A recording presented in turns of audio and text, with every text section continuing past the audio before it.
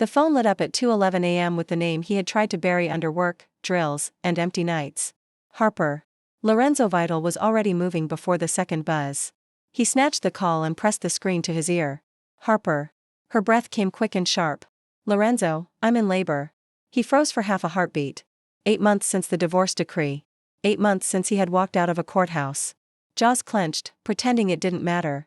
8 months of pretending he had no right to wonder where she slept, who drove her to the doctor, whether she ever looked at the door and wished it would open. Where are you? His voice stayed even. Training did that. The panic went into a box. What address? She swallowed a sound, half pain, half fear. My apartment, 4th floor. I called an ambulance, but her breath hitched. Someone's in the hall. They knocked a minute ago. They didn't say anything. They just waited. Lorenzo grabbed the gun under his nightstand, the spare magazine, the keys to the armored SUV. Holster on, jacket on. Send me your location. Don't open the door. Another breath broken by a contraction. It's your baby. The words were soft and raw, like she hated that she had to say them now, like she had wanted to say them another way. He was out the door and down the private elevator before the line disconnected. The garage smelled like oil and cold metal. The SUV roared to life. The gates lifted. The night air cut through the city clean and hard.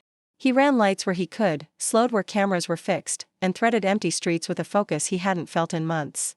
His hands were steady, palms dry, every sense turned to the route and the threat. He called one person. Sophia up. His sister's voice came fast awake. What happened? Harper labor. Possible tail on her building. He took the FDR on ramp at speed. Wait, Collins. I'm taking Harper to her. On it. I'll sweep the apartment. Meet you on the FDR near 23rd. Back up in 10. Keep it tight. He said. He didn't say please. He didn't need to. The phone buzzed again. A text hit. A pin drop of Harper's building, then a message. They won't leave the hall. I hear 2 voices. I pushed the chair under the knob. Contractions 5 minutes apart. I'm 3 minutes out, he typed. Stay where you are. Do not make any noise. He cut the headlights as he turned onto her block. He parked across from a hydrant, nose out for a fast exit. He scanned the street. One sedan idling near the corner. No plates on the front bumper. A figure in the passenger seat texting. He moved through the building's vestibule with keys Harper had never asked him to return.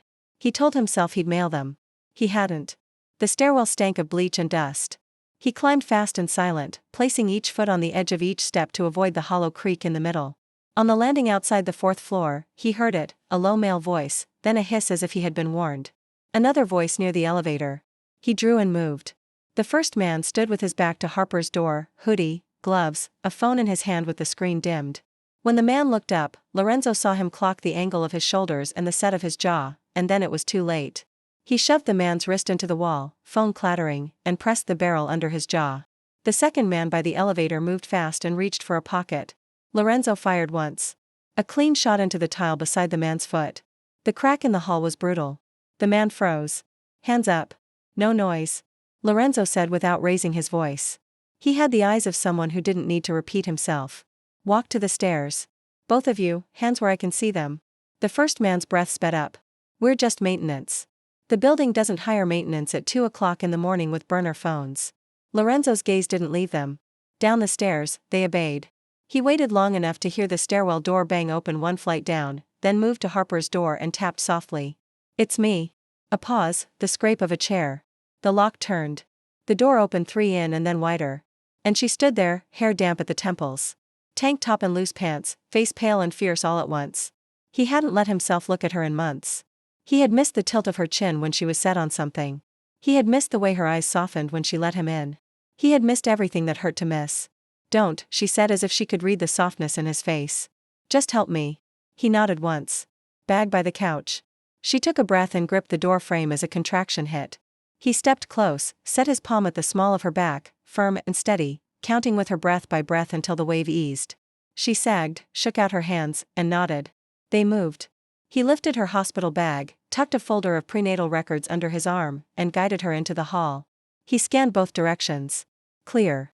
He held her against his side and took the stairs, one arm around her waist, the other free. Outside, the cold made her gasp. He seated her in the SUV, buckled her in, checked her eyes. You with me? She nodded. I'm with you.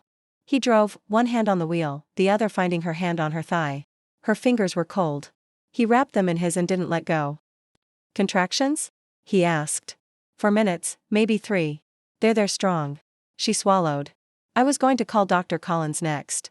Then someone knocked. They didn't say anything. They just stood there. And I thought maybe this was the night they were going to try. Try what? Make me disappear. She stared out the windshield, jaw tight. You told me to stay away from your world. I did. I changed schedules. I used ride shares under other names. I kept appointments off my phone. Someone knew anyway. He kept his voice careful. How long have you known that I'm in labor? An hour? She shot him. A flash of anger inside fear. That the baby is yours since the second I saw that first scan. He almost smiled. It was small and gone quick. I meant how long have you known they were watching? Her throat worked. Weeks something was off.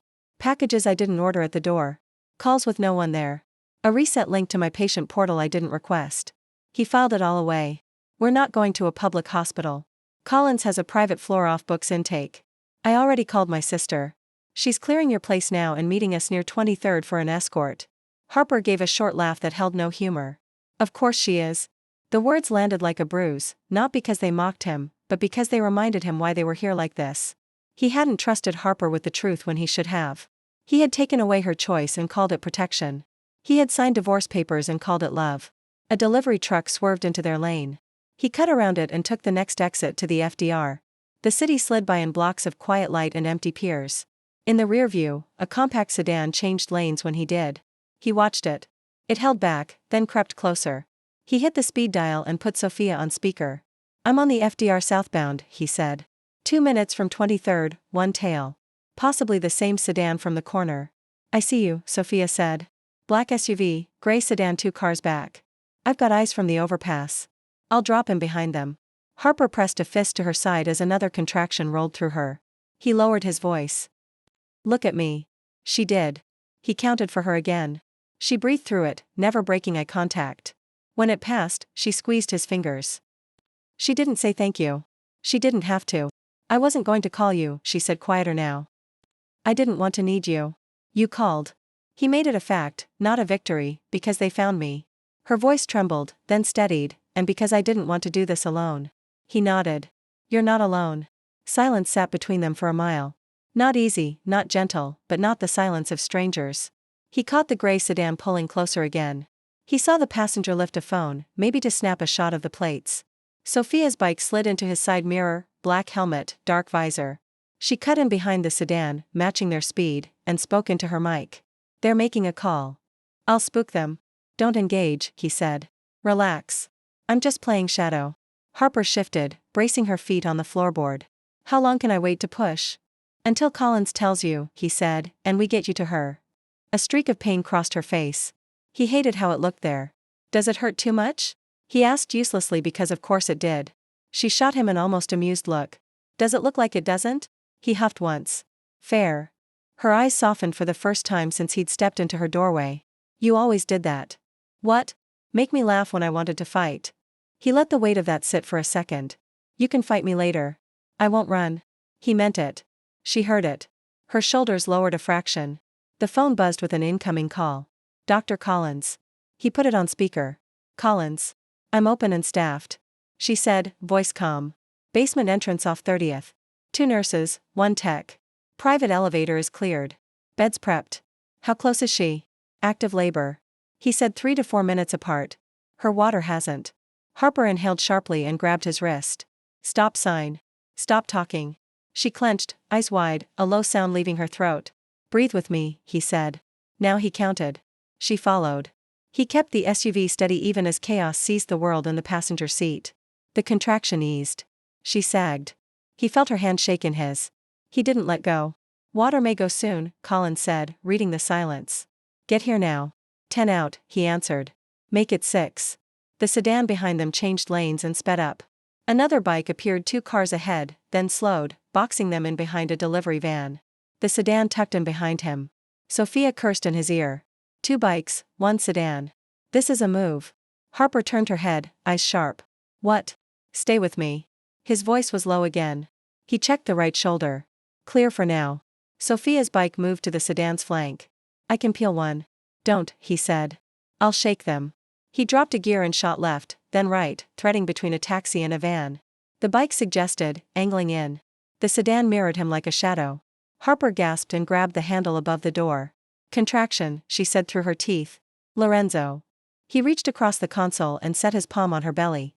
Firm and calm. I've got you. For a second, there was nothing but the road and the pulse under his hand. Strong and urgent and real. His child, their child. He had missed the first kick, the first scan, the first time she had heard the heartbeat. He would not miss this. The bike on his left edged closer, inches from his door, a rider with a dark visor staring in. The rider tapped 2 fingers against his helmet like a greeting. Lorenzo didn't return it. He braked hard, let the bike overshoot, then swung right behind it and accelerated, using the bigger vehicle as a shield. The sedan tried to keep up. Sophia slipped between them and clipped the sedan's mirror. It shattered, spraying glass. The sedan swerved wide. Go!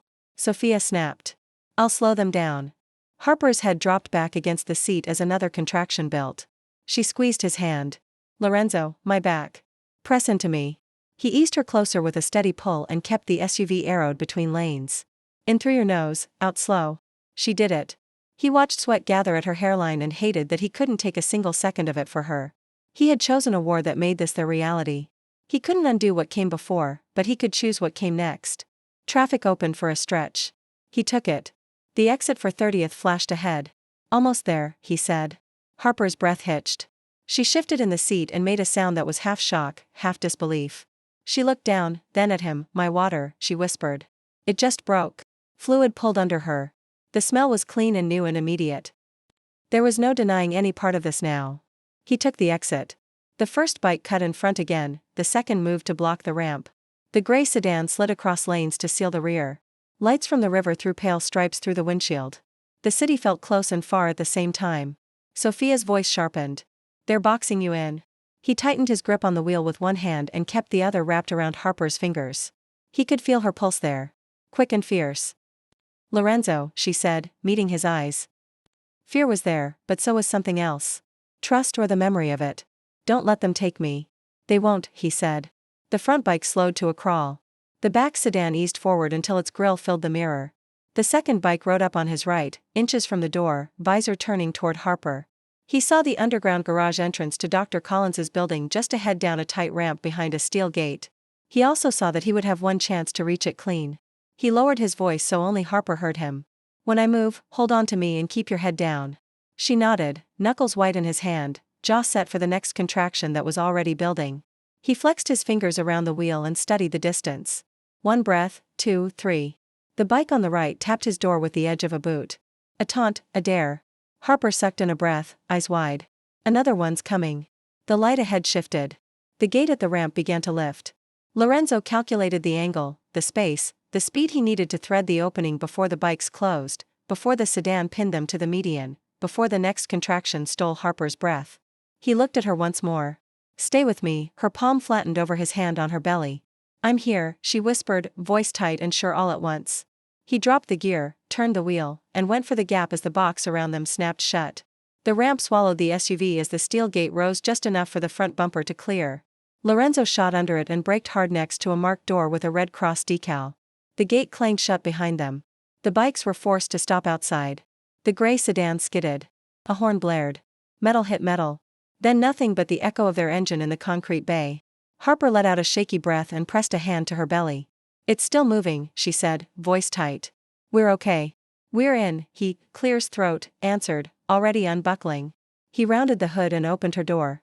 The sharp scent of amniotic fluid reached him first. He slid an arm behind her back. Lean on me. The service door flew open.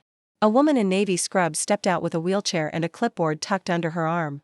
Brown hair and a tight bun. Calm eyes that moved fast. Dr. Avery Collins. Basement intake, she said, looking from Harper's face to the wet stain on her pants. How far apart? 3 minutes, Harper said. Maybe less. Any bleeding besides your water breaking? No. Good. Collins looked at Lorenzo. You did well. Park there. Leave the engine if you want. Keys with me. Let's move. They didn't waste time. Lorenzo lifted Harper into the chair. She exhaled slow through a contraption and reached for his hand. He gave it to her. Collins keyed a code and pulled them through the door into a windowless corridor painted the color of eggshell and quiet.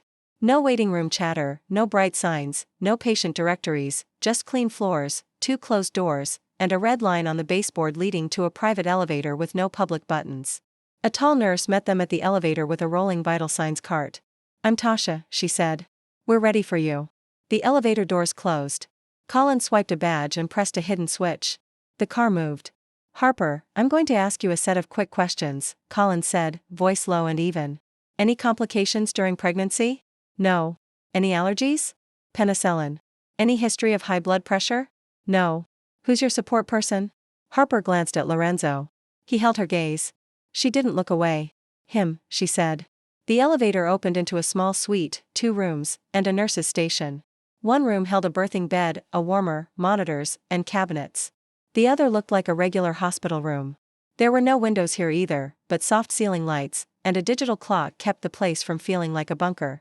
It felt controlled, safe. Tasha rolled Harper into the birthing room and helped her transfer to the bed. Colin snapped on gloves. Monitors first, then exam. Lorenzo stood at the head of the bed while they strapped sensors around Harper's belly and clipped a pulse ox to her finger. A screen came alive with a steady fetal heart rate. The sound filled the room quick and strong. Harper closed her eyes when she heard it.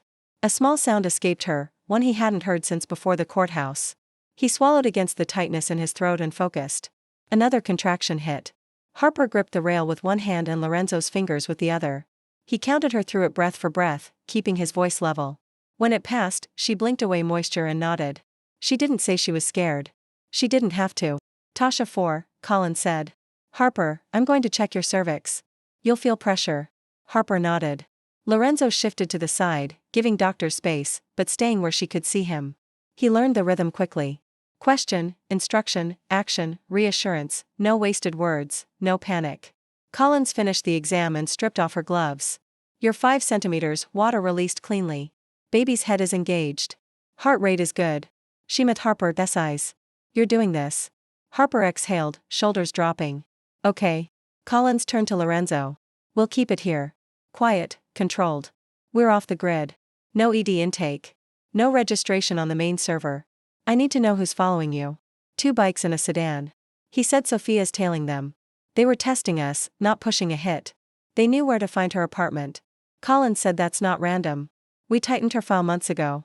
She got a reset link to her patient portal." He said she didn't request it. Collins' jaw set. "Show me the phone." Harper nodded at her purse. He found it and handed it to Collins. The doctor unlocked a laptop on the side counter and connected Harper's phone with a cable, fingers moving with practiced speed. "I mirrored your portal account to a local sandbox when we set this up," she said. "If someone shipped a reset, we'll see the path." Tasha hung in 4 bag and slid the catheter into Harper's hand in one smooth motion. "You'll feel a pinch." Harper barely flinched. She breathed and watched the monitor. The phone on Lorenzo's hip buzzed. "Sophia," he picked up. "Status bikes peeled off toward the river," she said, engine noise in the background. Sedan circled twice and parked. 2 men got out and made a call from a pay phone like it's 1999. "I have plates. They're bad. Stay in motion. Don't bring them back here." "I'm not an idiot," she said without heat. "I'm heading to Harper's apartment. I'll pull footage in the stairwell and outside her door. I'll text you if I find anything. You good?" "We're in," he said. He didn't say more because he didn't have to. He ended the call and looked back at Harper. She watched him like she was trying to balance 2 truths that didn't fit. The man who pushed her out and the man who was here now, steady as a door frame while the world shook. "You okay?" he asked. She nodded. "It hurts, but I'm okay." "You don't have to talk to me," he said. "You just have to breathe." Her mouth flicked at the corner. Bossy. Accurate. Another contraction rolled in faster than the last. She closed her eyes and breathed through clenched teeth. He counted again. At 7, her grip found his forearm and held. He moved closer, palm at the base of her spine, steady pressure where Tasha pointed. The contraction eased. Harper let out a breath that almost sounded like a laugh. "That helps." "Tell me where," he said. "There." She guided his hand. He kept it there. Collins didn't stop working while they talked. She ran logs, captured snapshots, and opened a terminal window. "Here it is," she said after 2 minutes.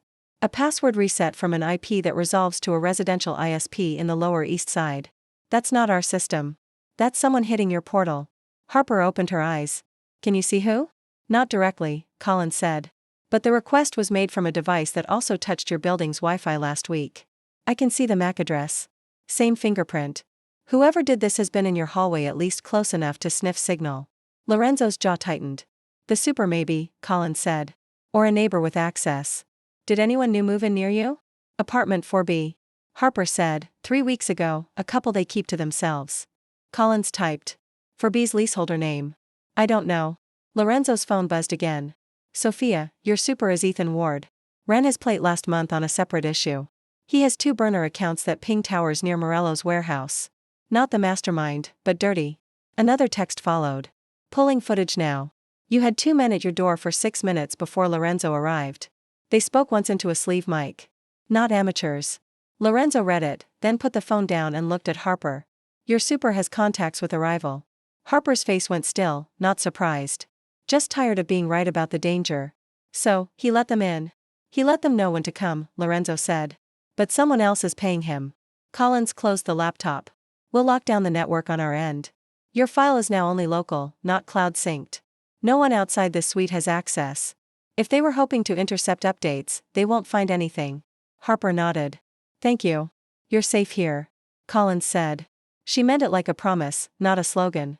We'll keep labor progressing. Pain management is your choice. I can offer strategies now. Epidural later if you want it. Harper looked at Lorenzo then back at the doctor. Not yet. I want to see if I can keep going. Good, Collins said. We'll reassess. Tasha. Fluids are running wide open. Tasha said, fetal heart tone steady. Harper's breath steadied for a few minutes, then spiked again. The pattern shifted. Shorter gaps, stronger waves. She clenched the bed rail and then his wrist.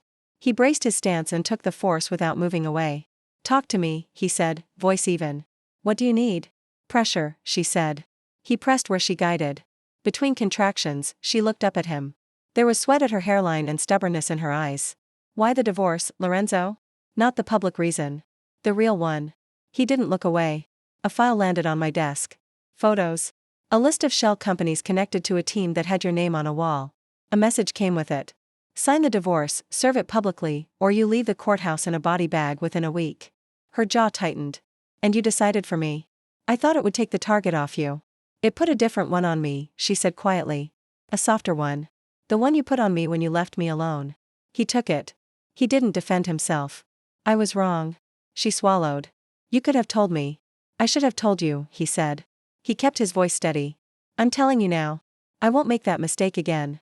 She watched him for a long second. Another contraction started to build. She let the argument go because the pain didn't give her room to hold it. She gripped his hand. He counted again. When it passed, she nodded once. Then start by telling me everything. Nothing held back. He nodded. After the baby is here and you're stable, I'll show you the file. I'll show you who delivered it. We decide together. Together? She echoed like the word hurt and healed at the same time. The clock ticked forward. Tasha adjusted the bed, raised Harper's head, and showed Lorenzo how to support Harper's back through the next wave. He did what he was told. He didn't try to control what he didn't understand. He followed instructions. He made himself useful. At the nurse's station, the tech adjusted a camera aimed at the bed to record vitals and events for the internal record. The monitor next to it showed waveform lines and numbers. The baby's heart beat steady, a fast drum under the adult's slower rhythms. Collins returned to the bedside with a small device. I'm going to place a fetal scalp electrode if the signal drops, but right now the external monitor is fine. We'll avoid invasive steps unless necessary. Harper nodded, jaw tightening as another contraction rose. How far? She asked when it eased. Collins checked her again with efficient hands. 6.5. You're progressing. Harper closed her eyes. Okay. A faint click sounded from the ceiling vent. So quiet. Lorenzo almost missed it. He looked up. The vent cover was a standard grid screwed into drywall. Dust on the edge. Nothing unusual, but there it was again. A tiny mechanical tick like a lens focusing. Collins heard it too. She glanced up then at the tech. Kill all non-essential feeds, she said. Now. The tech's fingers flew. The room dimmed as 2 panels of lights cut to half. The background monitor kept the fetal heartline running, but the camera indicator light on the wall by the clock went dark. The tick came again. Lorenzo stepped onto the rolling stool, braced one foot on the locked bed frame, and reached the vent. He didn't touch it yet. He studied it. If someone had put a sensor there, touching it might trip an alert. Do you see something? Harper asked, breath shallow as another pain built. He kept his voice calm. Could be nothing. Collins moved to a cabinet and took out a small handheld detector. EM sweep, she said, handing it up to him. Slow. He passed the device along the edge of the vent. The display spiked. A faint dot blinked. Not the hospital system. Collins's face didn't change, but her tone did. That's not ours. We're locked down, the tech said, checking another screen. No external Wi-Fi beacon in this suite, which means it's broadcasting elsewhere, Collins said. Local receiver, short range, someone nearby. Harper's eyes opened. She looked at Lorenzo, then at the ceiling. The contraction took her before she could say anything else. He dropped to the floor, set the detector on the tray, and moved back to her side, one hand sliding to her lower back at the exact spot she had shown him. She breathed through the pain, eyes on his. When the wave eased, he kissed her forehead. It was instinct. He kept it brief and asked for nothing in return. You're doing this, he said. Her mouth trembled. Don't leave me. I'm not going anywhere. Collins stepped to the side door that led to the small hallway and tapped a code. Tasha, lock the main bay and pull the secondary alarm on silent. No sirens. I want doors sealed and cameras looped to yesterday's feed. Yes, doctor. Lorenzo glanced at the monitor. Baby still steady. He nodded at Collins. You want me outside the door? I want you here, Collins said. Your job is Harper. Mine is everything else. He paused, pulled by habit toward threat, then stayed where he was told. He wasn't the only shield in the room. Accepting that felt new. His phone vibrated. Another text from Sophia. Hall. Ham shows a small flicker after you took the men to the stairs. Like a jamming or a test. I'm pulling router logs. Also, your super's key fob opened the roof access 30 minutes before the knock. He wasn't in his office. A second message hit. Warehouse chatter on the scanner mentions basement clinic. Someone used those words. How? He lifted his head to the ceiling again. The vent looked the same, but now they knew. Collins pressed a button on the wall intercom. Security to basement, she said. Silent approach. Use corridor C. Do not announce. A soft chime answered. No other sound. Harper shifted, wincing. How would they know about this place? They shouldn't, Collins said. Only a handful of staff are cleared. Your chart never touched the main system. I used a dummy schedule for your last prenatal. Someone reset her portal, Lorenzo said, glancing at the laptop. And someone sniffed the building Wi-Fi. Collins nodded once. And someone placed a camera in my vent. The monitor ticked another minute forward. The baby's heart stayed steady. Harper's breathing picked up again. She gripped Lorenzo's hand and dragged him closer, almost like she wanted his voice in her ear, not across the room. He went willingly. He spoke to her like there was no one else there. You're not alone, he said again. Clears throat, not now. Not for what's next. Not after. Her eyes searched his promise. He didn't say I promise lightly. I promise. Tasha adjusted the 4. Blood pressure is stable. You're strong. She told Harper. Keep your shoulders loose. Harper tried. Another contraction built. She breathed. Jaw tight. Nostrils flaring. She wrote it. When it passed, tears ran down the sides of her face into her hair. She didn't wipe them. I hate that they get any part of this, she said. Not to anyone in particular. They don't get this, Lorenzo said. They don't get you. They don't get our child. They get nothing. She stared at him for a beat that felt like a decision. Then we stop letting them decide for us. We will, he said. We start now. Collins checked dilation again. 7, she said. You're moving fast. Is that good? Harper asked. It's progress, Collins said. Pain will build. You have options. Harper hesitated. Epidural. We can do that, Collins said. It will take the edge off. It may slow things. Or you can keep going. Your call. Harper looked at Lorenzo. What do you think? He shook his head. I think you decide. I'll back whatever you want, she breathed for a long moment, eyes on the monitor's heartbeat line. Let's try without a little longer, she said finally. If it gets worse, I want it. Good plan, Collins said. We'll reassess in 20 minutes. The intercom light blinked once, a voice low and close. Basement secured. No movement in corridor C, door sweeps clean. Copy, Collins said. Stay posted. Silent guard only. The room settled into a rhythm. Harper breathing, Lorenzo counting, monitors ticking. Collins moving between screens and checks with a speed that never felt rushed. It was the opposite of chaos. It was a team. The detector still lay on the tray by the bed, its screen dark now. The vent looked innocent. The blink was gone. That did not make it safe. Harper shifted again, face pinched. She grabbed for Lorenzo. It's different, she said through her teeth. Lower, stronger pressure, Collins said. Normal at this stage. When you feel like bearing down, tell me. Don't push until I say. Harper nodded. Another contraction slammed through her. She growled low in her throat and breathed around the urge to push. Lorenzo held her up with one arm across her shoulders, anchoring her. He spoke her name into her hair and told her she was strong. She believed him because she needed to. The intercom blinked again. The guard's voice dropped further. We've got faint interference on corridor C cameras, like a loop attempt, not ours. Collins's eyes cut to Lorenzo. They're near. How near? He asked. Close enough to try, she said. The detector on the tray chirped once. A tiny green dot lit up in the corner of the screen. The light in the ceiling vent gave a soft, almost invisible pulse, then steadied. Harper's breath hitched. Lorenzo squeezed her hand and looked up. A new blink. Not random. Regular. Someone had eyes. Someone was watching this room in real time. Collins moved to the wall and flipped a switch that locked the suite doors with a heavy magnetic thud. She pulled a slim case from a cabinet and opened it to reveal a set of anti-surveillance tools, mirrors, a fiber optic scope, tamper tags. Tasha, keep Harper focused. Lorenzo, don't touch the vent until I say.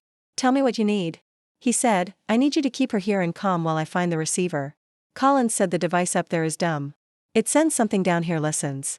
It's small, local, and probably planted in the last hour. Whoever put it is either still in this level or close enough to connect. A contraction took Harper before she could respond. She gripped his shirt and pulled him back to her. He went, he counted. He pressed her back. He told her when to breathe. He told her when it eased. He did not look away from her face until the wave passed. Only then did he look back at the ceiling. The monitor showed the baby's heartbeat, steady and strong in a room that had just changed. Collins crouched by the baseboards, moved the detector along the wall, and watched the signal strength climb. It peaked near the nurse's station desk. She reached behind it and found a tiny box the size of a matchbook stuck to the underside with putty. No markings, no light. A wire as thin as hair ran from it along the underside of the desk. She followed the wire to the back of the wall-mounted clock, not a power source. A microphone shell. Someone had disguised a relay as part of the clock bracket. Got you, she said under her breath. She snapped a photo and clipped the wire with a tool that looked like a pair of tweezers. The detector's dot went dark. The vent blink stopped. Lorenzo's phone buzzed twice. Sophia again. Roof door at Harper's building opened again 10 minutes after you left. Same fob. Your super walked out with a toolbox and a bag. The bag looks like an HVAC kit. He met a second man in a black cap, leaving you a plate. Another text. A phrase came over a radio. Basement clinic, private elevator. That language is too specific to guess. Someone from inside Collins's orbit is talking. Or someone bugged the right person. Collins held up the cut device with a pair of forceps. We'll bag it and hand it to the right people after, she said. For now, it's dead. Harper let out a breath like she'd been holding it for an hour. It wasn't relief. It was anger without a place to go. They were watching this, she said, disgust plain in her voice. They were watching my labor. They aren't anymore, Lorenzo said. He brushed damp hair from her forehead. They won't get another second. Her eyes met his. Then, after the baby is born, we stop them. All of them. We will, he said. He wasn't making a speech. He was setting a plan. Another contraction surged. Harper's face tightened. She breathed hard and then panted the way Collins showed her. Pressure. She ground out.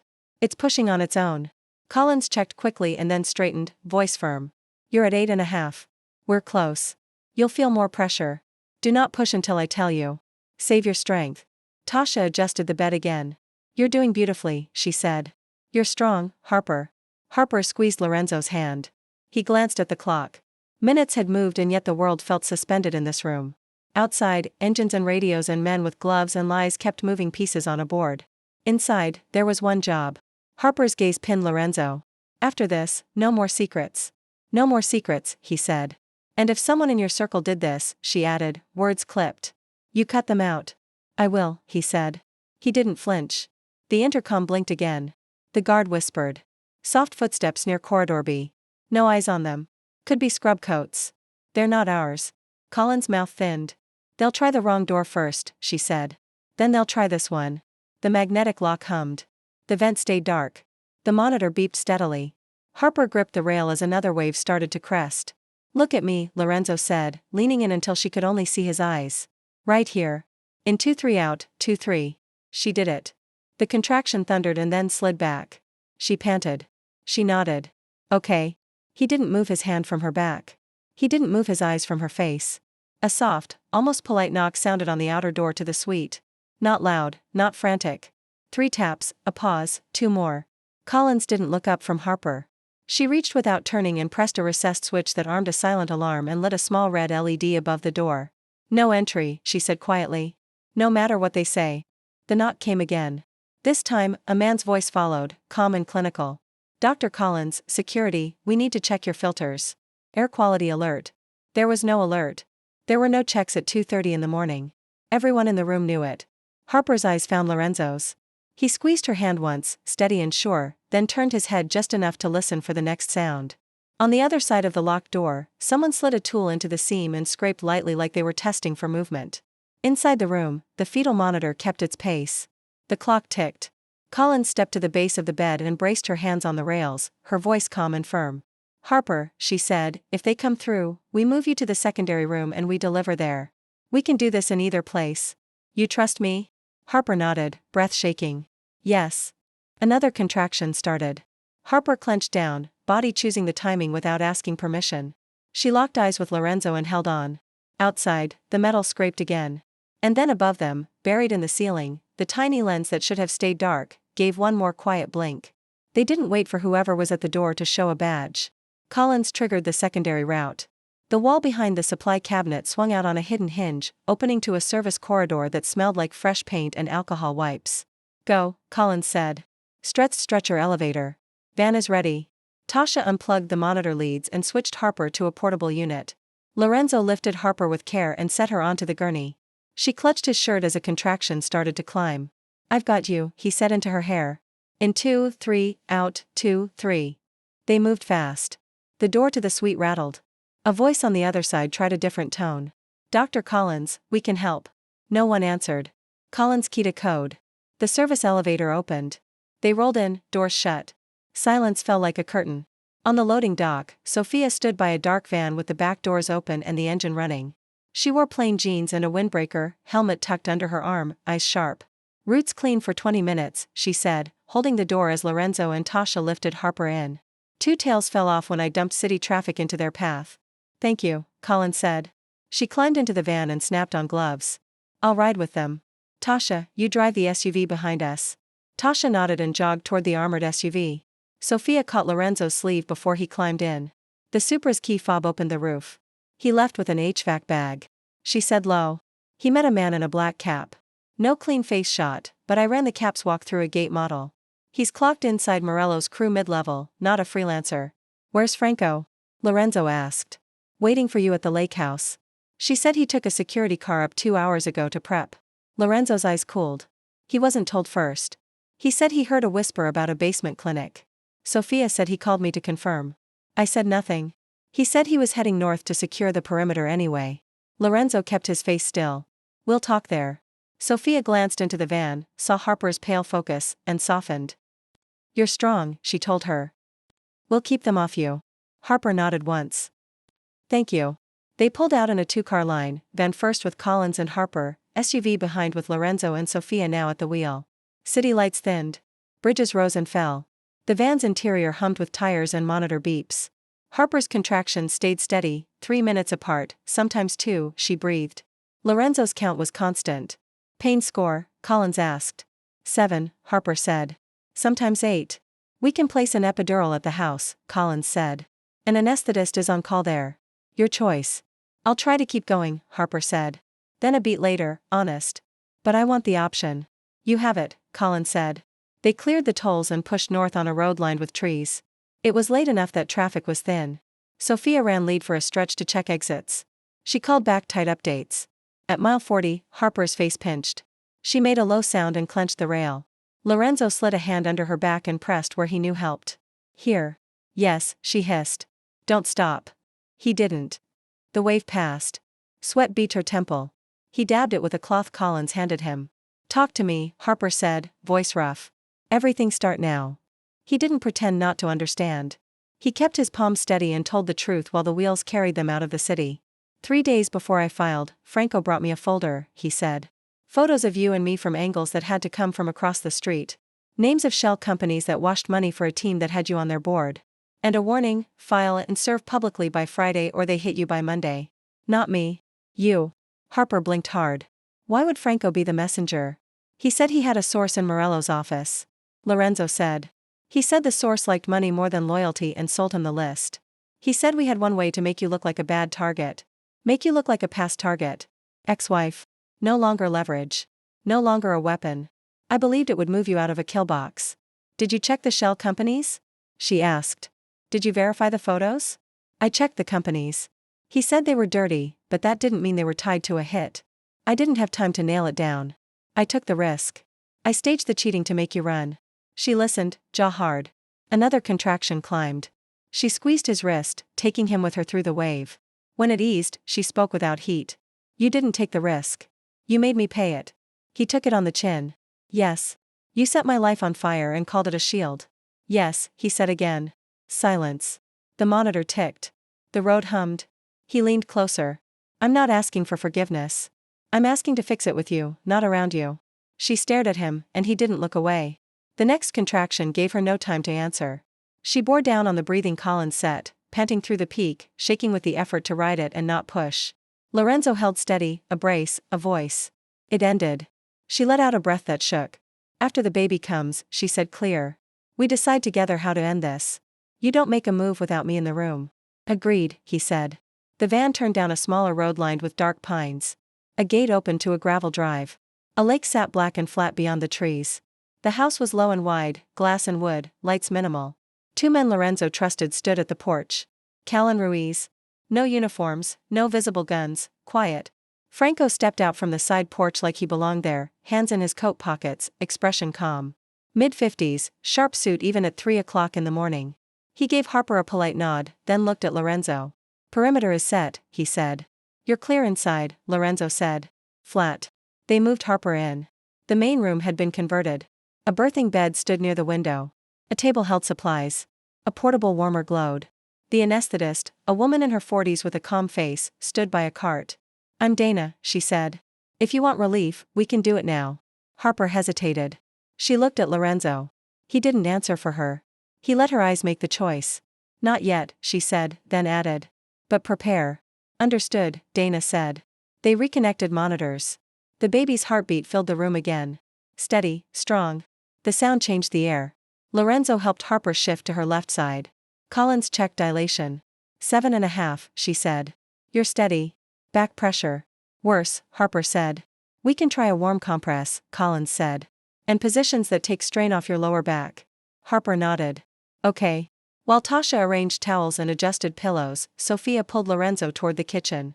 Franco was waiting there, hands still in his pockets, studying the lake like it had answers. You left the city fast, Franco said. Smart. Lorenzo didn't trade pleasantries. How did you hear the phrase basement clinic? Franco lifted a shoulder. We maintain ears. Whose ears? The kind that keep you alive, Franco said. Then mild. What do you need me to do here? Stand still and listen, Lorenzo said. Franco smiled with no humor. You're tense. I understand. This is big. Sophia stepped between them like a line. We had a vent cam in Collins's ceiling, she said. Receiver buried in the nurse's station clock. That detail wasn't on any plan. Who handed that to Morello? Franco's brows rose. You think I would compromise Collins? She patched 2 of our men without asking questions. She keeps you off paper. You told me to divorce or lose Harper. Lorenzo said, I told you the risk, Franco said. I delivered a file. I wanted you to choose survival. Whose file? Lorenzo asked. A contractor? Franco said. Does it matter? You're here. She's alive. It matters, Sophia said. Franco's gaze flitted toward the hall, quick and small. It was the only tell. Sophia saw it. Lorenzo saw it. Neither moved yet. Harper called for Lorenzo. He went back to her side. She gripped his hand. I feel sick, she said. Nausea is normal, Collins said, placing a basin near her chin. Breathe slow. A contraction rose and crashed. Harper shook and did not scream. She rode it like a wave that wouldn't end. When it eased, she sagged. Lorenzo pressed a cool cloth to her face. You're strong, he said. She gave him a ghost of a smile. I know. The room eased into a pattern again. Between waves, Harper and Lorenzo talked in short, clear sentences, the type they hadn't used in months. Did you pick any names? He asked quietly. She blinked. A few. Tell me. If it's a girl, I liked May, she said. After my grandmother and ISA because it felt calm. He smiled. Small, real. If it's a boy, she hesitated then let it out. Lucas or Adrian? He nodded. I had two, too. What? For a girl, Elena, he said. My mother's favorite aunt. For a boy, Nico. Short, strong. She breathed those in like a small gift. We'll see who shows up. Another contraction cracked down. She crushed his fingers. He didn't move. Sophia stepped in, phone in hand, eyes on Lorenzo. Quick, she said. Outside. He looked at Harper. She nodded. Go. 1 minute. He stepped out to the hall with Sophia. She angled the screen so only he saw. An encrypted message scrolled across a dark app. Lake address confirmed. Clear perimeter until sunrise. The sender tag was a randomized string. The receiving device signature was not. It's Franco's phone. Sophia said. This ping came 10 minutes after we left the clinic. It left a repeater near the Triborough. He's sending location updates to someone. Lorenzo's jaw tightened. You sure? Device fingerprint matches his time match on his car's travel chip.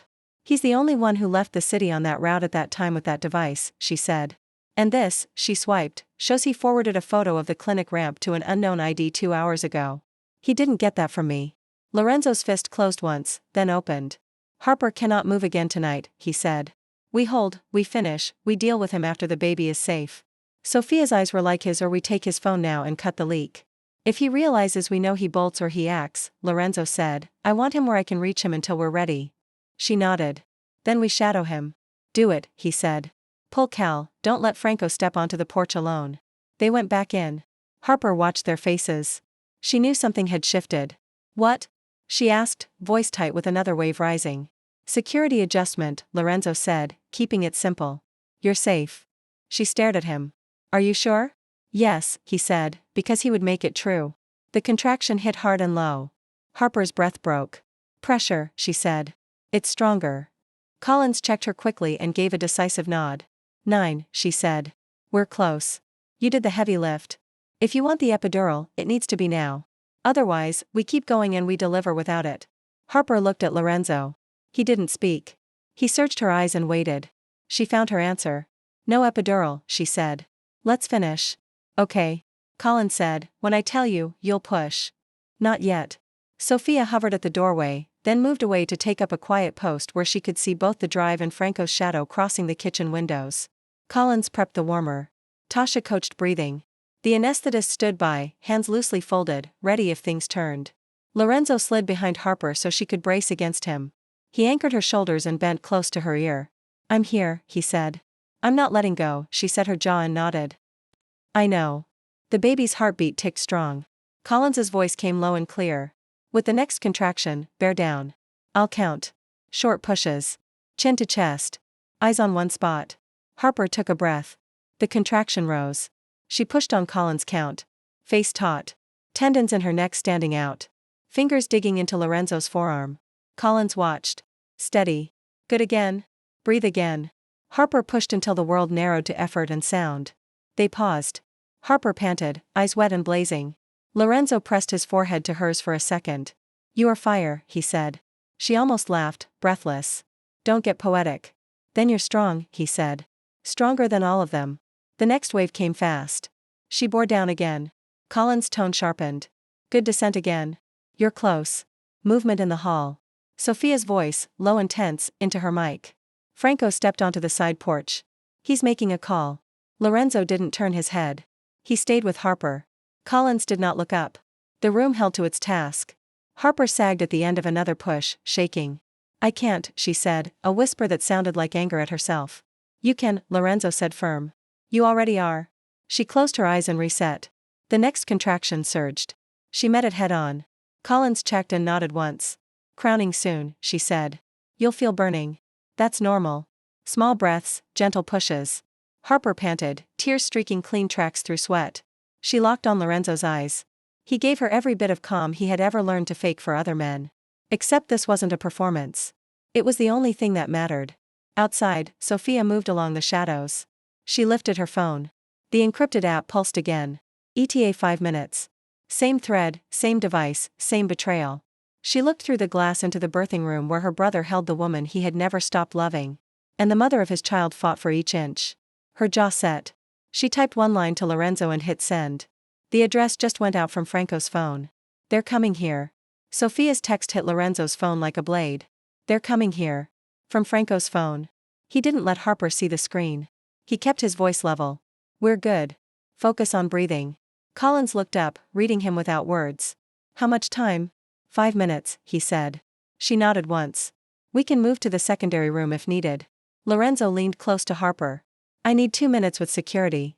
Go, she said, breath rough. 2 minutes. He stepped into the hall. Sophia met him at the corner. I traced the packet along repeaters.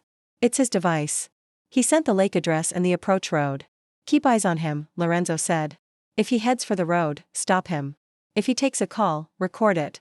Sophia's mouth was a hard line. Copy. Franco walked in from the porch as if nothing had shifted. Perimeter's quiet, he said, mild. How's she doing? Strong, Lorenzo said. Don't leave the main room. Franco's smile flickered. I'm not the enemy, Lorenzo.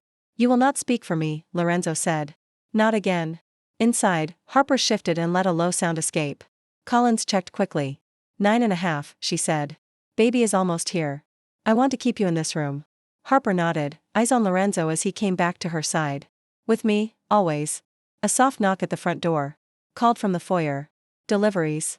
No one ordered anything, Sophia said, already moving to the side window. She looked down at the driveway. A white van idled near the steps. 2 people in pale scrubs stood outside with a sealed case. The scrubs were wrong for this hour and this place. Sophia spoke low to Cal, hold them at the door. No entry. Cal opened the door on the chain. We're not accepting services. The woman in scrubs lifted a badge that could have been printed that afternoon. Home health vital check. No. Cal closed the door. The knock came again. Firmer than silence. Lorenzo felt the rhythm of Harper's contraction change. Pressure? He asked. More?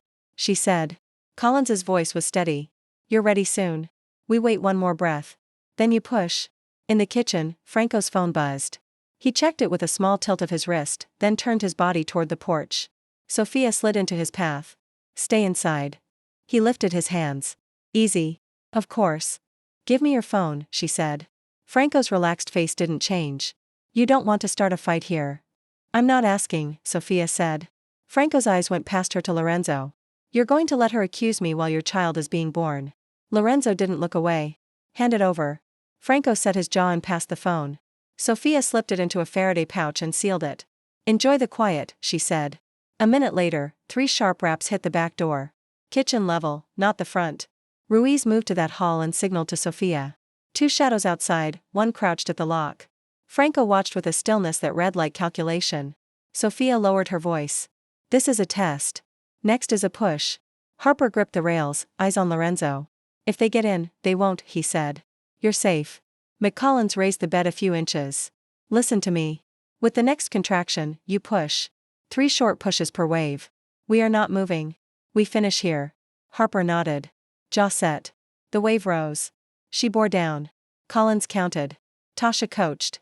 Lorenzo braced Harper's shoulders again. Breathe again. Outside, wood splintered at the kitchen door frame.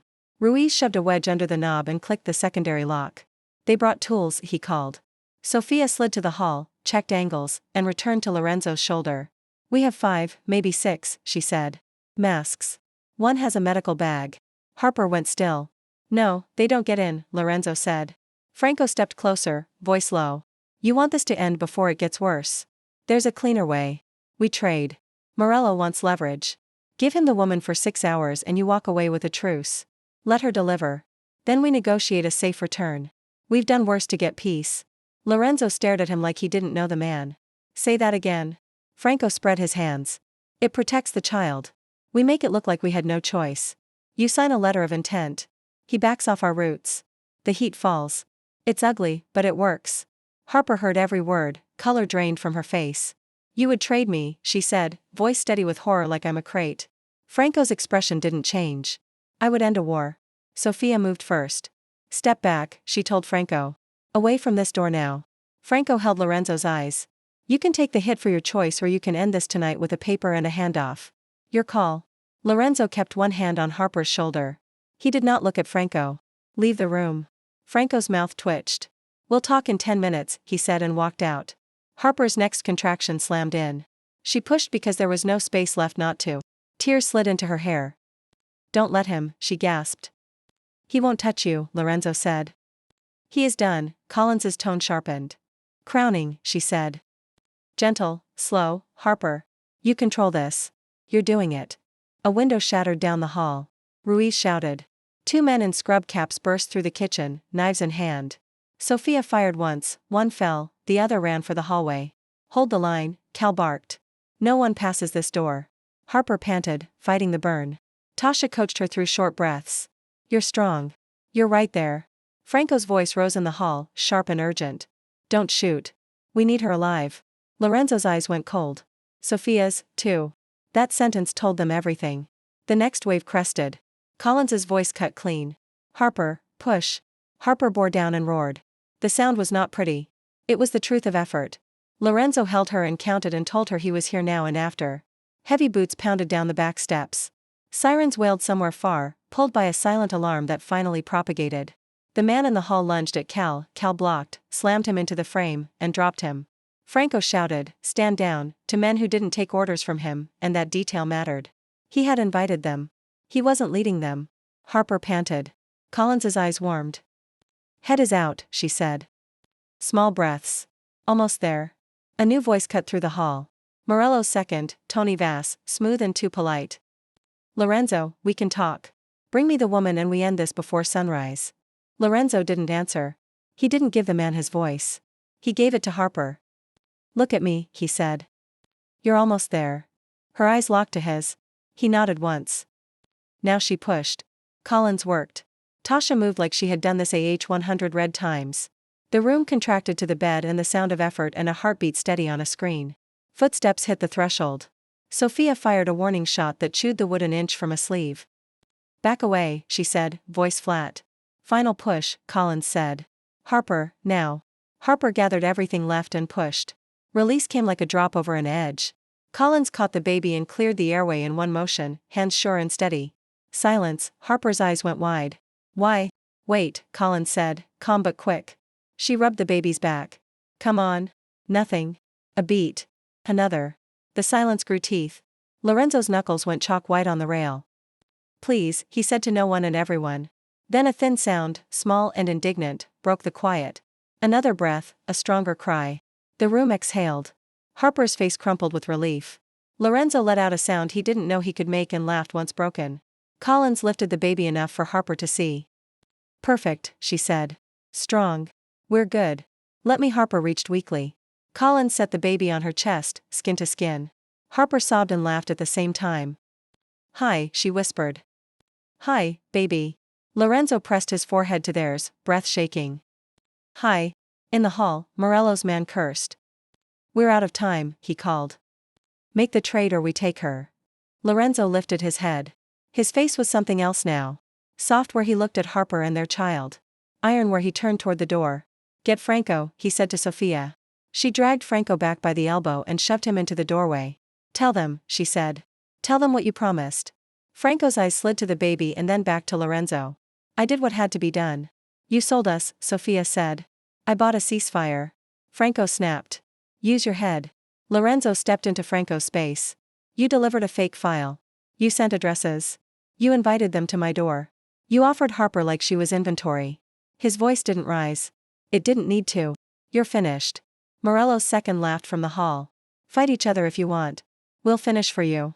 Sophia showed her phone recording the call log and the last messages. Every capo has this now. She called. Franco handed Morello our house on a platter. Any man who backs Franco backs a traitor. A murmur ran through the men in the hall. The grip on knives shifted. The certainty of the raid bled. Franco saw it too. His face sharpened. You think you can cut me out and walk away clean? I think we walk out with our child alive, Lorenzo said. And you walk out with a bag on your head if you're lucky. Franco lunged toward Harper, the only leverage left. Rui slammed him into the doorframe and zip-tied his wrists in one move. Franco spat and writhed. No one helped him. Morello's second recalculated and made the only move he understood. Take the boss then, he said to his men. Trade him. Leave the girl. Lorenzo looked at Harper and then at their child. I'll go, he told Harper low and clear. I'll end it outside. Colin stays. Sophia stays. Cal and Ruiz stay. Harper shook her head, panic flaring. No, I won't be far, he said. I promise. I'll give them what they want. That isn't you. She grabbed his shirt. Do not leave me alone with him in this house, she said, eyes slicing to Franco. Sophia tightened the ties. He's not going anywhere. Collins glanced at the baby and then at Lorenzo. We're stable, she said. You can step to the porch. 1 minute, no further. He nodded. He kissed Harper's forehead. He touched the baby's back with one finger. He walked to the door. Sophia flanked him. Cal and Ruiz closed him behind. Franco hissed in the corner like a broken pipe. The porch light hummed. The night was cold and still. Morello's second stood at the edge of the steps with 4 men. He smiled like he had won something. Trade, he said. Your word, your accounts, your roots, or the house burns. Lorenzo didn't give him time to savor it. I'll transfer the accounts, he said. I'll sign. You get my seat at the table for 72 hours. You step off my family. You never touch Harper. You never touch our child. You take Franco as your consolation prize. Morello's second blinked. Franco, your man inside, Lorenzo said. He fed you a camera, a clinic, a house. He also sold your warehouse schedule to the feds 2 months ago. Sophia held up a file, screenshots, dates, numbers. His face shifted. So did 3 of his men's. You can have what he knows, Lorenzo said. Or you can keep trying the door while my men call every number on that list and tell them your leak wears your colors. Silence stretched. The men behind Morello's second looked at each other. The math out here was no longer simple. Inside, Harper held the baby and tried to hear through the walls. Her body shook with aftershocks. Tears wouldn't stop coming. She wasn't ashamed of them. She kissed the baby's damp hair and whispered, I'm your mother. I'm right here. Collins checked bleeding, checked vitals, checked the monitor. You're okay, she said. You did it. Harper looked at the doorway. He comes back, she said. Half prayer, half command. Outside, Morello's second made a new calculation. 72 hours, he said. Your signature and your money now. Franco walks with us. Lorenzo nodded. Done. Sophia opened a case and pulled out a tablet already loaded with accounts. Lorenzo authenticated and moved funds in clean blocks. He signed the letter of control. He kept his face calm and his voice even. He didn't bargain more time. He didn't waste seconds. He closed the tablet, looked the man in the eye, and said, Remember, family is off the board. Morello's second took Franco by the arm. Franco snarled, You're dead without me. Sophia smiled without warmth. Well, test that theory. They dragged Franco down the steps. Engine started. Gravel crunched. The night pulled them away. Lorenzo stood on the porch for 1 breath, then 2. His hands still, his jaw tight. Then he turned back into the house and walked fast down the hall. Harper looked up as he entered. Relief hit so hard her face crumpled again. You came back. I don't leave you, he said, and meant it forever. He washed his hands and took the baby when Collins nodded. The small weight settled into his arms like it had always belonged there. He swallowed hard. His eyes went wet. Hey, he said, voice rough. I'm your father. Harper watched them, chest tight with something that hurt and healed at the same time. Is he okay? Collins said, smiling. Strong lungs, good color, Lorenzo laughed softly. Harper let out a breath that had been stuck since the silence. Jaime, she said, trying the name on the air. Or Isa or Elena. Lorenzo nodded. We'll choose together. Sophia stepped into the doorway, face pale with fury and relief. Franco's gone with them. We have 72 hours. Then it gets loud. Harper looked at Lorenzo. Then we use those hours. He nodded. We will. He handed the baby back to Harper and sat on the edge of the bed close enough that their shoulders touched. He kept his hand on her leg. He looked at their daughter and saw the future land in his lap. From the porch, Ruiz called softly. We have headlights on the far road. Sophia pivoted. Friends are not, he said. Lorenzo stood. He looked at Harper, then the baby, then the door. He spoke low, only for her. This isn't over. She met his eyes. Fear there and something stronger. Then finish it. He nodded once and went to the hall. The baby settled on Harper's chest and sighed like a tiny person who had already done enough for one night. Harper kissed her head and lifted her eyes to the door, bracing for what came next. Who is coming now that the trade is done? And what will Lorenzo give up to end this for good?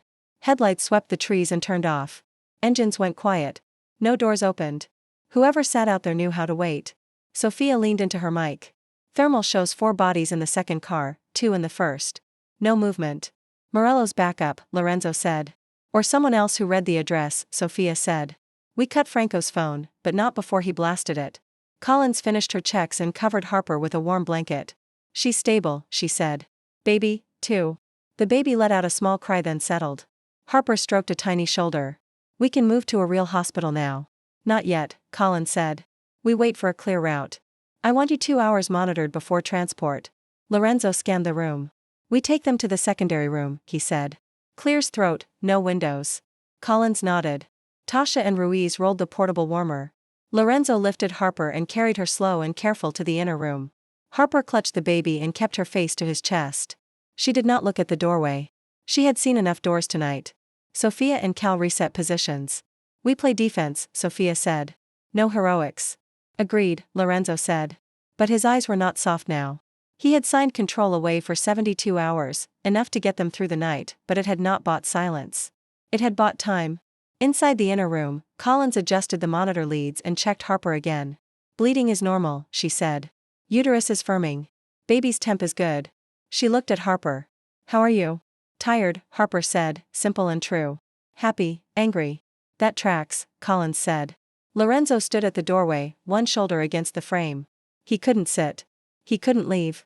He watched the hall where he had stood with buried feelings for 8 months and finally admitted what mattered. Family, not titles. Truth, not moves. Sophia's voice came through the small intercom Collins had set between rooms. 2 figures on foot north side. Slow approach. Let them knock, Lorenzo said. No one opens. They did knock. Polite, measured. The same rhythm as the clinic, which made his neck go hot. A man's voice followed, one he didn't know. Delivery flowers. Cal laughed once, humorless. Try again. A minute later, 3 sharp clicks sounded on the front lock like someone testing. Then nothing. Inside, Harper watched Lorenzo more than the door. When you said you signed, what did you sign? A temporary handover, he said. Money, formal control. It buys distance. And after 72 hours, we take it back, he said. On paper, or by force, but not before you and our daughter are safe. Harper searched his face. Did you mean it? Family first. Yes, he said. I'll prove it. How? She asked. By cutting out anyone who threatened you, he said. By stepping away from any operation that puts us on a collision course with a hospital, a clinic, a school, your street. By building clean businesses where I can, and putting trusted people between us and anything that is not clean. She watched him for a long second. Then after this, we sit with Collins and a lawyer and write it out. No more promises without plans. He nodded. Deal. The baby, still unnamed, rooted and fussed. Collins checked latch, showed Harper how to position, and stepped back. Harper tried, patient, stubborn, until the baby found what she wanted. Relief flashed on Harper's face. She's hungry, Collins said, a small smile breaking through the steel. That's good, in the hall, Sophia murmured. They're pulling back or they're repositioning. Let them, Lorenzo said. We hold. His phone vibrated in his pocket. Encrypted app. A number he had put in the ground a year ago. He almost ignored it. He glanced. The sender ID was an old federal contact who sent him warnings when cases heated up. We have movement on Franco. Asset says he promised us a ledger in exchange for immunity. Asset also says Morello knows. Expect fireworks in the next 24 hours. Keep your family indoors. Lorenzo's mouth went hard. He texted back. Understood. He looked at Collins. If we move them to a hospital, can we guarantee no one says her name? I can't guarantee anything public, Collins said. Here I can. Then we hold, he said. An hour passed in a rhythm of checks, changes, soft words, low light. The baby slept, then ate, then slept. Harper's color improved. She watched the doorway and never quite unclenched. Sophia came to the inner room with a quiet update. The cars left. We're scanning plate readers down the road. They may try again at dawn. We should move at first light if we're moving. Harper looked at Lorenzo. I don't want to run again. You won't, he said. We move only to a tighter place or we stay and end it here. How do we end it? She asked. He didn't promise force. He promised strategy. We use the recording, he said. We show every capo that Franco fed both sides. We ask Morello if he wants the feds at his door with Franco's ledger. We make peace cost him less than war. Harper nodded. Do it with me in the room. Yes. Collins finished another check. You're stable, she said. We can transfer later if needed. A low thump sounded against the outer wall. Not a knock, a warning. Sophia's head snapped up. Back, she said into her mic. Window, east side, Cal said. They're testing the glass. Sophia moved fast. Lorenzo followed to the main room and looked out from behind a curtain. 2 dark figures crouched by the east window, a third by the corner. Not Morello's men. Different posture, different gear, smaller, faster. Who? Sophia asked. Not Morello, Lorenzo said. The kind who sell to the highest bidder. Sophia's jaw set.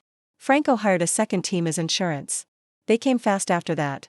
A smoke canister skittered across the porch and hissed. Cal kicked it back and slammed the door. A small drone buzzed near the second floor. Eve Ruiz shot it with a plet gun meant for cameras. It spun and dropped. Harper Collins called from the inner room. "Hold," Lorenzo said. "We have it." The side door blew inward with a crack. Two masked men pushed through, one with a stun baton, one with a compact SMG he never should have been able to buy. Sophia dropped the first with a clean shot to the thigh and shoulder.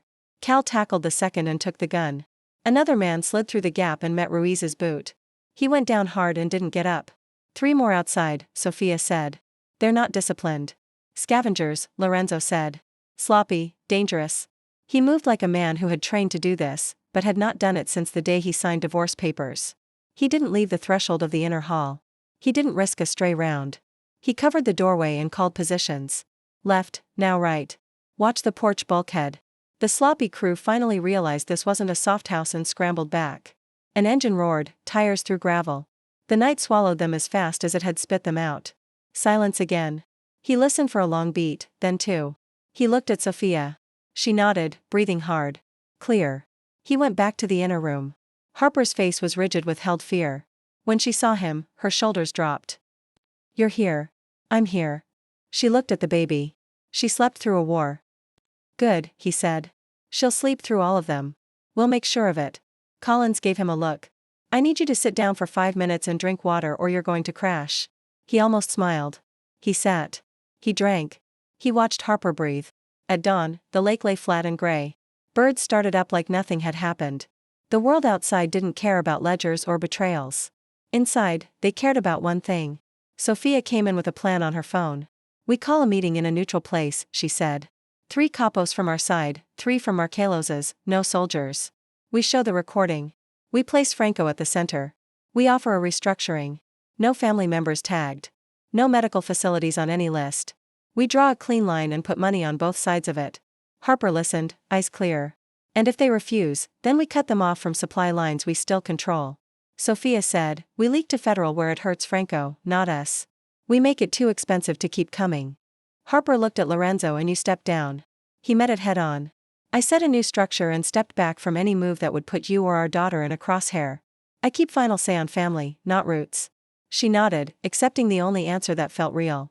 "Then do it with me there." Collins arched an eyebrow. "You're not leaving this bed today." "I can sit in a chair and listen," Harper said. "I will decide about my life." Lorenzo took her hand. "You will."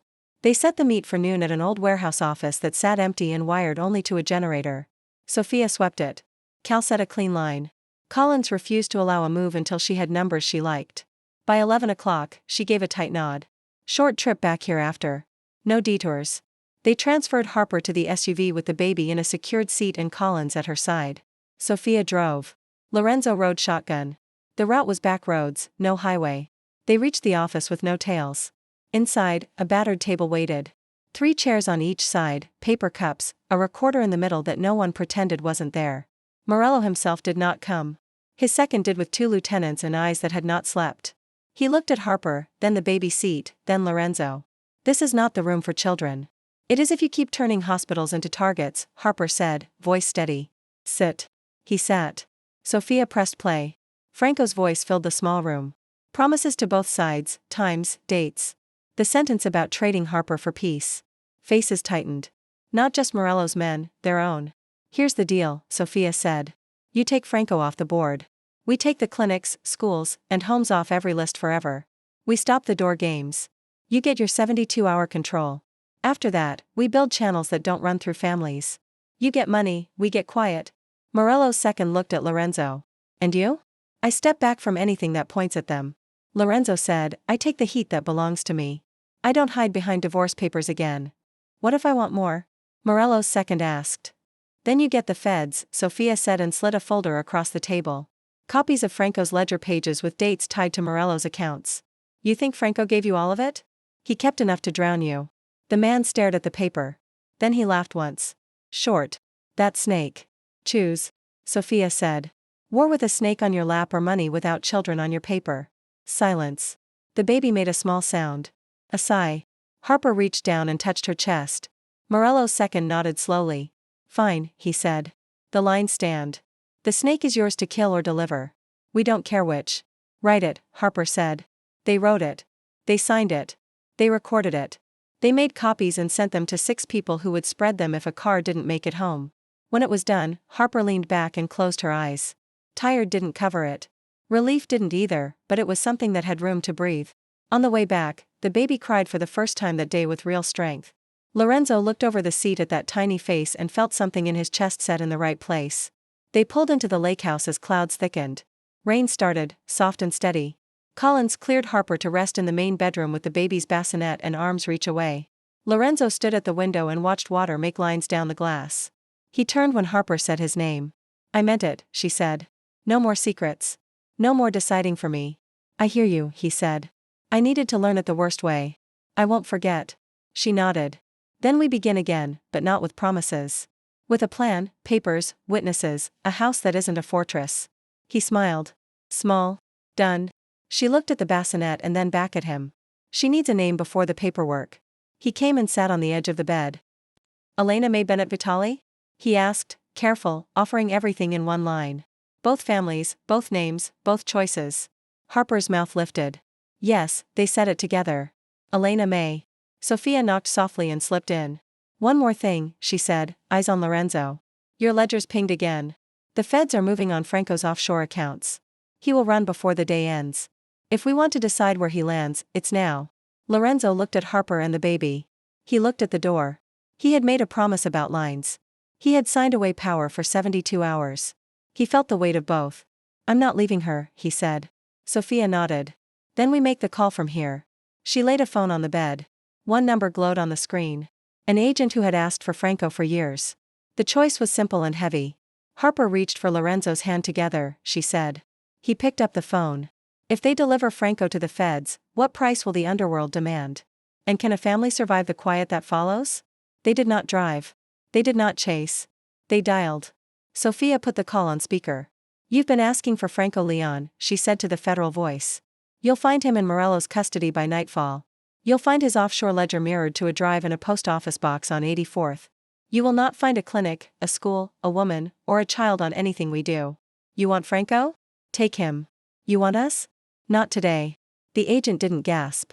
He didn't thank them. He said, understood, and hung up. That was fine. Gratitude wasn't the point. By afternoon, word moved like heat on metal. Franco had tried to leave the city. He didn't make it to the airport. A car boxed him near a bridge. Unmarked sedan slid in from nowhere. It ended without sirens. It ended without a shot. Lorenzo stood by the crib while Elena slept and felt a thread he had held for 20 years go slack. He didn't know what he was without the pull of that wire. He decided he would learn. Collins discharged Harper to the house for another night. Hospital brings risk we don't need. She said, you're solid. You rest. I'll be down the hall. Harper ate soup on the bed and laughed because nothing had tasted that good in months. Lorenzo sat on the floor beside the bassinet like he'd never owned a chair. He stripped off his jacket and rolled up his sleeves and took his turn with Elena on his chest, small cheek pressed to his heartbeat. He didn't check his phone for a long time. When he did, it was to delete numbers.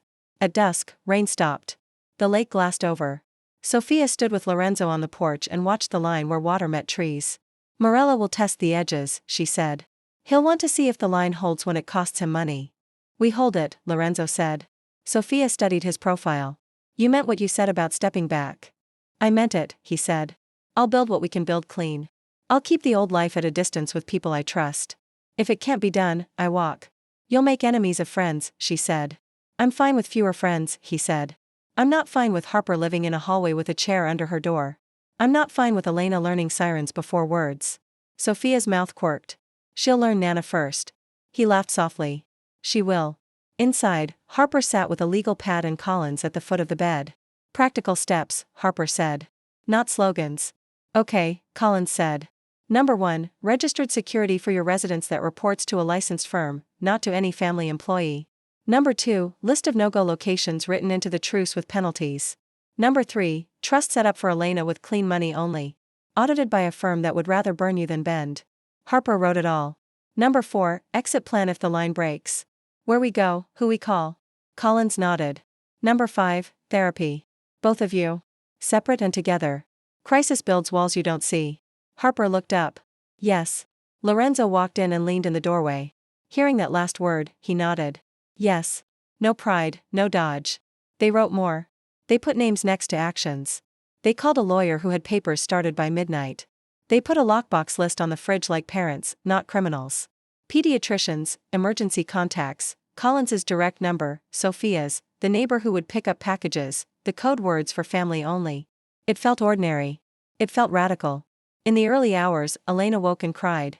Lorenzo was up before Harper swung her legs off the bed. I've got her, he said. He did. He changed a diaper like a man who had read every instruction sheet twice. He brought Elena to Harper and watched her replace the last layer of fear in Harper's eyes. Stay, Harper said when Elena drifted back to sleep between them. Don't go back to your room. I'm not leaving, he said. He lay on top of the covers with his hand on Elena's back, his arm touching Harper's. The three of them made a shape he hadn't known could fit. Morning came with quiet. No engines, no knocks. No radio words that made blood run cold. Sophia came in with coffee and a small smile. The feds picked up Franco at 1:14 a.m. They have his ledger. Morello's second sent a message at 1:32. The snake is gone. The line stands. Harper closed her eyes for a second and let that sentence land. Relief didn't erase anything. It gave them room to do the work. Lorenzo poured coffee for Harper and added too much milk. She smiled and fixed it and drank. Thank you always, he said.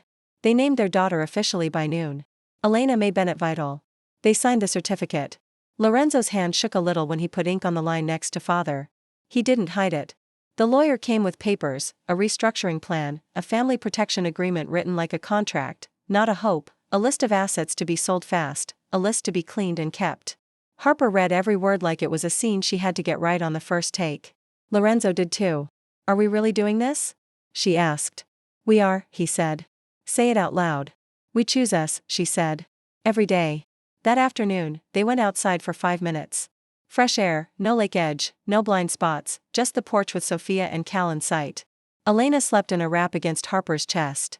Lorenzo stood behind them with his hands on Harper's shoulders. He wasn't guarding. He was there. Marry me again, he said, simple and raw. No speech, no show on the record with our daughter in the room with witnesses who know what we've done wrong and what we're trying to do right. Harper turned her head and looked up at him. There was no sweep of music. No surprise, just a decision. Yes, she said, but not as an apology, as a plan. Papers and counseling in a home that isn't a safe house. Yes, he said. They chose a small civil ceremony in a judge's chamber 3 days later, not because they were hiding, because they wanted it plain. Sophia stood with them. Colin stood with them. Cal and Ruiz stood with them, awkward in jackets that didn't fit right. Elena slept through the vows. The judge looked at the three of them and cleared his throat. You know what you're doing? Yes, Harper said. Yes, Lorenzo said. They signed. Rings were simple bands. Lorenzo didn't make promises he couldn't keep. He made the ones that mattered. I will tell you the truth even when it costs, he said. I will choose our family over whatever comes to the door. I will let you decide with me. Harper said, I will raise our daughter with you in a life we can explain to her without looking away. I will stand with you when you step back and when you choose better. They kissed short and real. Cameras clicked because Sophia insisted on one photo for the mantle that was not a stage scene with flowers and lies. Back at the lakehouse, they ate cake off paper plates. Elena grimaced at a crumb on her lip. Everyone laughed. The first night as husband and wife again. They lay in bed with Elena between them and talked until they couldn't keep their eyes open. They did not solve everything. They put it on paper. They put it on calendars. They put it in the space between their hands. In the morning, a sealed envelope slid under the door with no footsteps to announce it. Sophia picked it up, brows knitting. She handed it to Lorenzo. The return address was a federal office. Inside, a copy of a case file number, a brief note with 3 lines. Re Leon Franco. Cooperation agreement voided. Proceedings will be public. There was no threat attached, no deal. It meant a clean end for the man who had tried to turn them into currency.